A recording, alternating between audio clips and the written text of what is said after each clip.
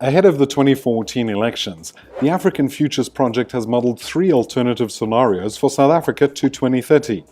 We use the International Futures Forecasting System to simulate each scenario. Bafana Bafana simulates South Africa's current political economic path to 2030. This is the story of the perennial underachiever. South Africa makes steady progress but never quite breaks free from its current cycle of unemployment, inequality and unrest. By comparative middle-income standards, South Africa does relatively well. We grow at an average of 3.8% per annum. But the structural limitations to faster and more inclusive growth remain the same. Corruption continues, and government only pays lip service to the National Development Plan. Under this business-as-normal forecast, the South African economy grows faster than Europe and North America, but much slower than the rest of Africa. A nation divided is a pathway where the ANC opts for populist policies after the elections to retain support. It appropriates and redistributes land, nationalizes mines, and browbeats the country's Chapter 9 institutions.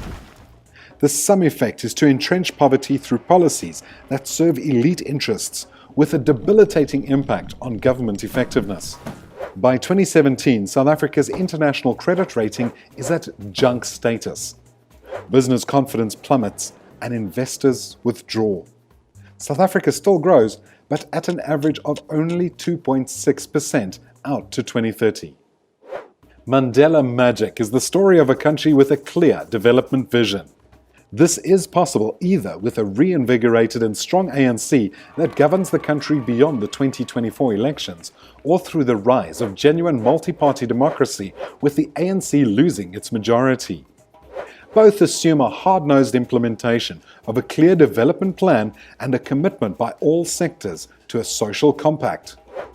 South Africa grows at an average rate of 5.1% to 2030.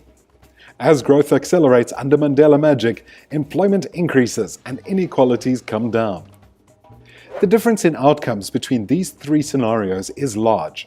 By 2030, the South African economy can be 23% larger in Mandela magic than compared to our current trajectory of Bafana Bafana. Among many competing priorities, 4 strategic interventions are key to set South Africa on the Mandela magic pathway.